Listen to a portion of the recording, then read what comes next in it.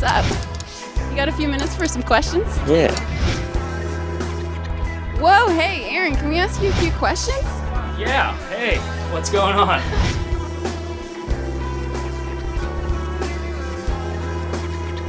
Hey, Mark, what's up? Can we ask you some questions? I love that. Hey, it's Barber. Yeah, fantastic, doing fantastic. We just killed it. We killed it on every level. We were trying all this new weird stuff.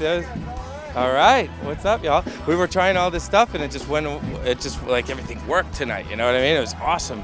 It was on fire. That was good. What did we go for? We were just going for some like extra dancey shit where we would usually do like some energy jams. We were going for some dancey stuff tonight. And trying, you don't want it to lose the energy. You want it to sort of feel like really big and blow up a little bit. And, sometimes it works, sometimes it doesn't, because it's improv. It's more fun, I think, Get up there, you jump around a little bit, crowd jumps around, everybody starts jumping around. We're making it up as we go along, So sometimes it don't work. But tonight it was on, It was like we were just throwing touchdown passes the whole show. Feels good, feels really good. Where it's at, right there.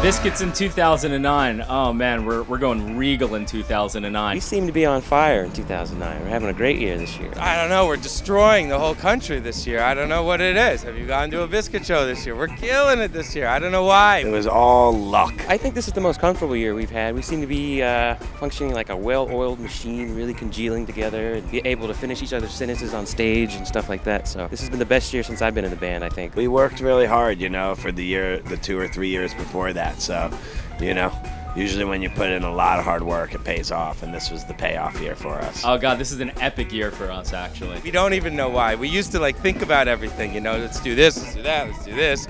Now we just sort of Satoria, and sort of let it happen. You talk about some real vague shit, like let's make this dancey or something like that, and then you go for it and see if it happens. We used to talk about this note goes here and this note, it's for the birds. For the birds, now it's all just feel it, And that was tonight. That would feel good.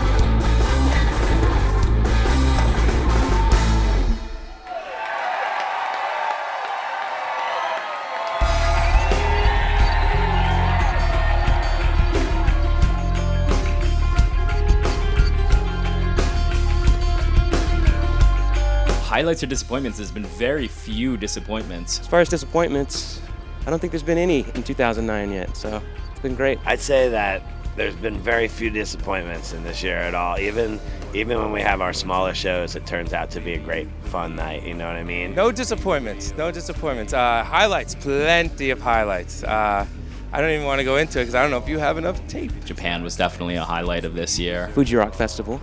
It was my first time over there, so that was pretty awesome. They're all so cute, the Japanese. I just want to put them in my pocket and take them home with me. They're actually like finger monkeys. I just saw these things on the internet the other day, which apparently are real, but they're like little monkeys that fit right on your finger. It's so cute. I just want to put them also in my pocket and take them home. Red Rocks.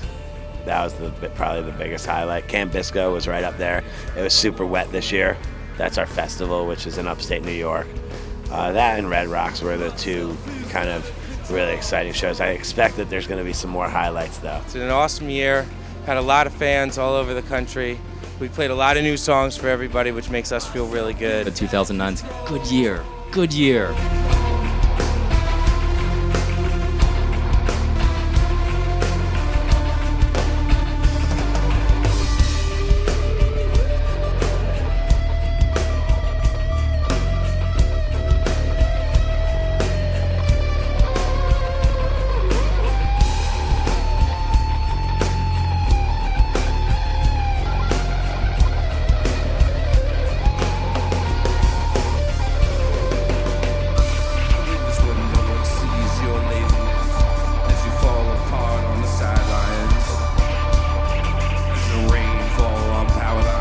We've actually been putting in a lot of new songs into the set of recent. We have like 40 new songs, but for the tour, I think we're only going to be using about maybe 8 or 9. We have so many new songs, it's out of control. There's so many new songs that it's hard to even find a way to fit the old songs into the set at this point. I think we're going to play a couple new ones tonight. Concrete, Dawn Day. As the tour keeps going, every week that goes by, we're going to bring in another new song. Last night we played Pimp Blue Ricky's. We played another one tonight. What do we play? We played Rivers tonight. That's a new song.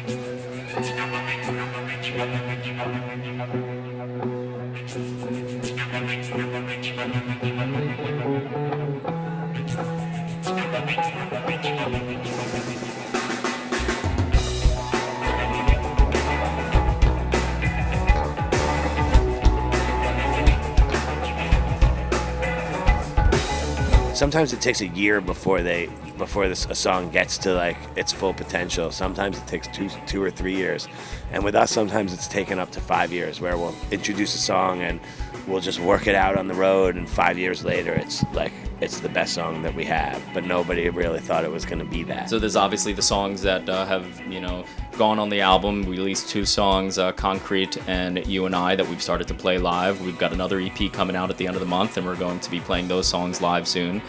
As soon as the album drops and the rest of the EPs drop, we're going to be playing all those songs live as well. And we also, before we took off for tour, put in about 7 new songs that we're going to be whipping out piecemeal on tour. We want to play the new stuff as much as possible. So, if we overplay it for 6 months, we've only played it still 20 times, you know what I mean? So, and our old songs we've played like 250 times. Yeah, it feels good. For us, it's like just everything's so fresh on stage, and it keeps the creative juices flowing, You're up there and you're like, oh yeah, this is new, this is interesting, and you put that into the improv, and that's when the improv gets really good, juicy. Hey, you got a lighter?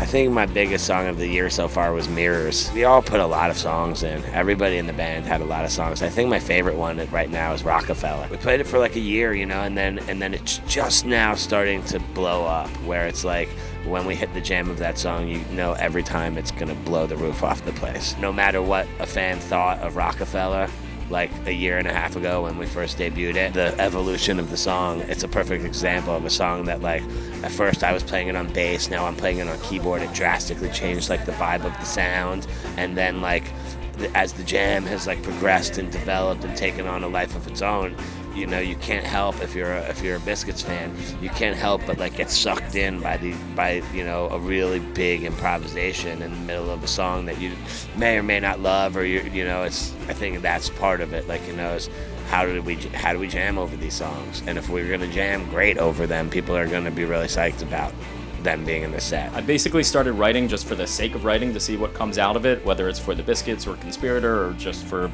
my own need to continue to write. And luckily what I've gotten has been perfect for an ideal environment for the Biscuits and has definitely fit well into the set. Everybody's been embracing it. Definitely on a tear recently with songwriting. So yeah, Park Ave and Donde are two songs that are definitely starting to come to life within the band. Actually, we debuted a song that I wrote 2 nights ago in Arkansas, in Fayetteville, Arkansas. It's got a bad name right now. It's called Dwaddle, which is not a very good name. I actually got kind of butchered on Fantasy Tour about it, but that's okay. So we got to come up with a different name. Keep up with Fantasy Tour. I try not to, but every now and then it gets the best of me, and I have to look and see what people are saying. I honestly, I don't read Fantasy Tour. I'm sorry to everyone on Fantasy Tour. I know that you guys think I read Fantasy Tour, and I wish I could, but it's like Fantasy Tour is like standing around a room door, like outside of a door while people are talking about you in the other room. You know what I mean? That's what Fantasy Tour is like for me. Like it's like people are talking about me, but I'm not a part of it. I don't want to stand around the door and it's like eavesdropping. It's not for me. It's not for me. Some artists love it. Some guys love it. It makes me crazy, so I don't do it. But it seems as if I'm here to stay.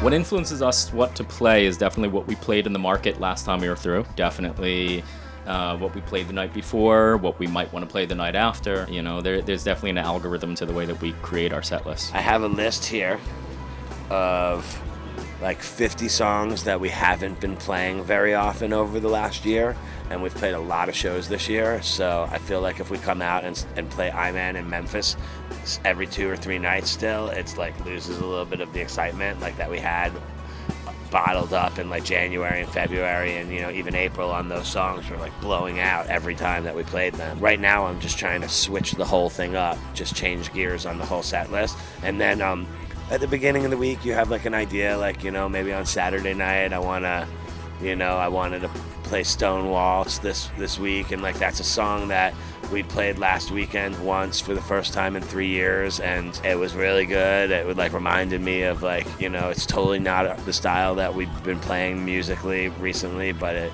changes the vibe of the set a little bit, and it's really musical, and it shows off the chops of the band a little bit, which I think get lost in the electronic music. I think it's easy to look at a band like the Biscuits, and we're not based on chops. Like it's not about like how fast you can play or like how well you can play, or it's just about like locking up together with the other guys in the band and developing the energy over time. And like, but all the guys in the band are great players, and we have songs that we don't play that often that really show that off. And the stuff we wrote when we were 20 and 21 and 22 really, because when you're 20 and 21 and 22 you want to like show off your chops.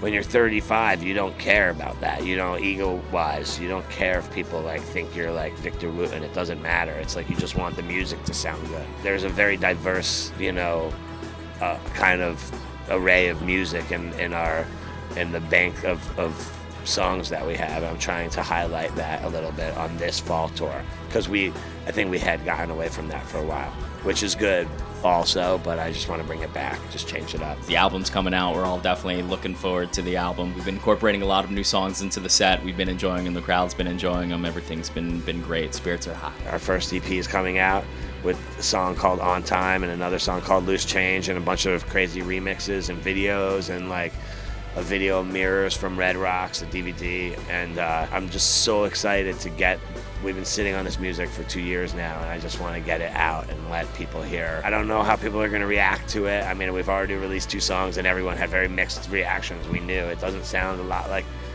people are expecting, so it's going to take like a little adjustment period for our hardcore fans who are like trying to adjust to understanding that this is the Biscuits that made this music. It's us.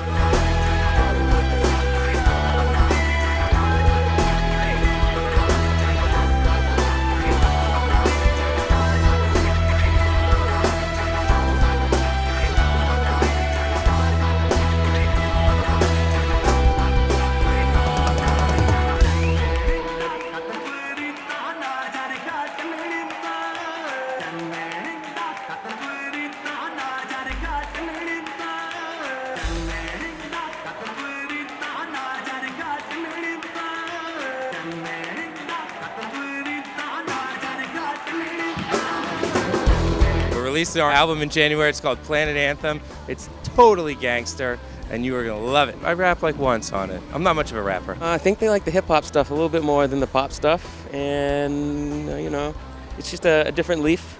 We're trying to cover all the bases, so just trying different things out, see how it goes. I don't know, I'm not a rapper. I do play the nastiest guitar solo ever behind Rocco's rap. Rocco raps on a song called Sweatbox, and if you listen to the background and you hear the guitar solo going on, it is the nastiest guitar solo you ever heard in your life. It's crazy. Even though it sounds all over the place a little bit, I can't wait to get it out because we love it. Like, we believe in it so much. I'm so confident that in time people are going to look at this album as kind of a big moment for our band. I think the fans have been embracing it, definitely. It takes some time. Whenever there's new songs going into a set, everybody kind of wants to hear the old songs, and what's interesting is, oh, nice, got a lighter. Thank you.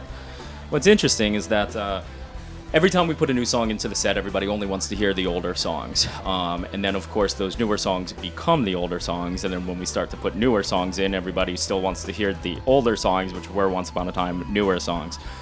So it's definitely a vicious circle. But after a couple of times, the fans start to hear it. The songs start to evolve. We find different places to insert the jams, and it goes from there. I don't really know, and I don't really care. I mean, I do care, obviously. Deep down, I want everybody to like what we do, but I'm realistic that, it takes a little while to get used to new songs in the set, especially when you're going to see the concert. Part of the excitement of a concert is when, the song starts, you know it, and you're into it, and you, with new songs, you lose that whole vibe, and even if you're excited to hear a song that you heard of, you might not even know that it's happening when it happens at the show. They're going to think what they think. It's not my job really to vibe on that. It's my job to just keep producing it and love what I do. If I love what I do, then it translates. If the band loves what the band's doing, then it translates.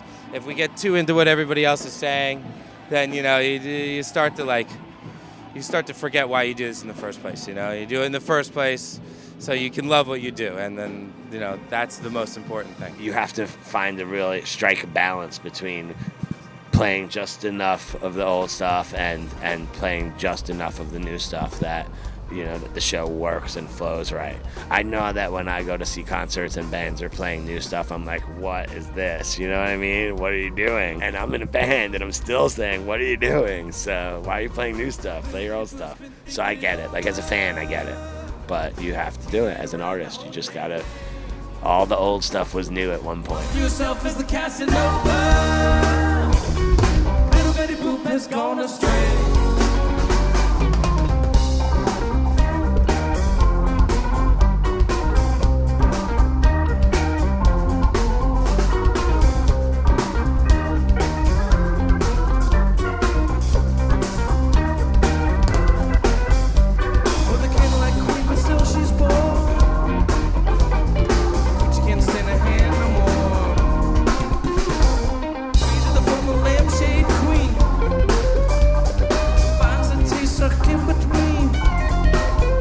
I'm excited about this whole tour that we're about to embark on, actually. It's, we've taken 5 weeks off, so we're definitely ready to get back onto the tour bus again and start to hit up all these markets that we, have been ignoring because we just can't hit them all. So we're going everywhere this tour. Particularly excited for Austin tonight. Chicago on Halloween is definitely going to be a highlight as well.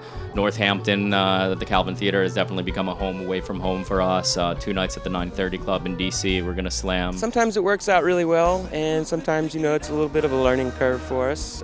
We haven't been some of these places, I don't think we've ever been to some of these places with me, and I think the last time they were in Arkansas was 10 years ago or something like that in Fayetteville. So sometimes you got to take a couple steps back to move a couple steps forward. The crowds have been amazing, especially in the towns that for some reason we haven't really gotten to all that much. I mean, we've established markets in the Northeast Corridor, in Colorado. A lot of these markets have been great for us. What's interesting is that places like Knoxville, for instance, for some reason we just never got to our entire careers. And then all of a sudden when we went in 6 months ago, we sold it out cold. People outside not being able to get into the show. So that's really incredible that the gospel of the Disco Biscuits is spreading like wildfire. Next week we're going back to Atlanta, and I'm from Georgia, so I'm really looking forward to getting back to my home territory. I'll have a lot of friends and family come out. My mom and dad are going to come, so that'll be a lot of fun. And we're playing the Tabernacle there, which is a really nice venue. So our last Texas shows were great. You guys were there. These Texas shows are killer. You guys are here. And California has been really good to us recently. They've been really getting off on, we tried to like cater our shit to California, and now we just do our shit our way in California, and they're really responding in a positive way. So, and we're getting a lot of positive response. So we're trying to play everywhere. It's not really about California and Texas. It's about everywhere. Minneapolis is in there. Atlanta's in there. Chicago. Played Red Rocks this year. That was pretty awesome. We have 30 more shows. With Halloween is kind of one. We're playing at the Auditorium Theater in Chicago, and we're expecting it to be a really, really big night. We're getting a full smattering of every available city that will have us at this point. Because, we're loving it. We're loving it. It's a good time. Everybody's having a great time. We're just loving it.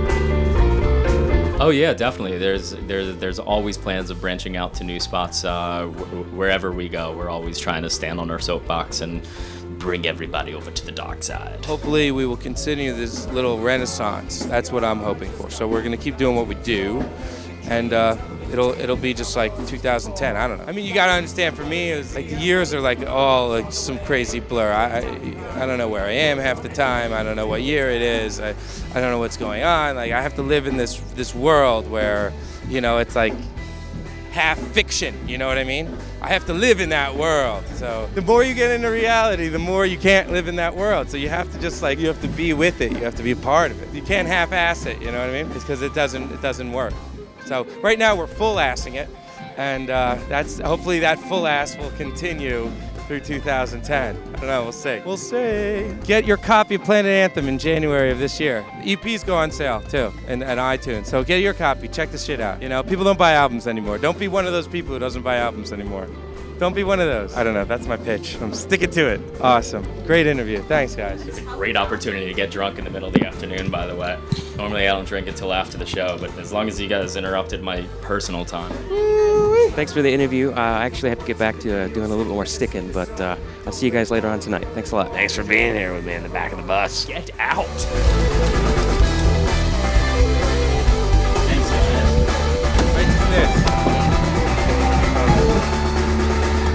One, two, three, got ADD, let me give you all the pills that they gave to me, set you free. You got ADD, let me give you all the pills that they gave to me, set you free. 1, 2, 3, got ADD, let me give you all the pills that they gave to me, set you free. You can always talk to me. 1, 2, 3, got ADD, let me give you all the pills that they gave to me, set you free. 1, 2, 3, got ADD, let me give you all the pills that they gave to me. 1, 2, 3, got ADD, let me give you all the pills that they gave to me, set you free. You can always talk to me. You can always talk to me. You can always talk to me. There's nothing you should see.